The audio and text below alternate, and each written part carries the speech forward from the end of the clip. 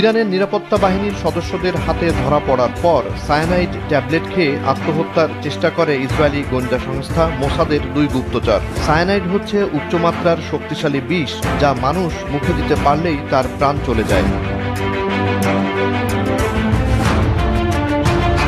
বৃহস্পতিবার তেহরান পুলিশের নিরাপত্তা বাহিনী মোসাদের ভাড়া করা গুপ্তচরদের গ্রেফতার করে, যারা ড্রোন দিয়ে শাহরিয়ার শহরের দিকে হামলা চালানোর চেষ্টা করছিল।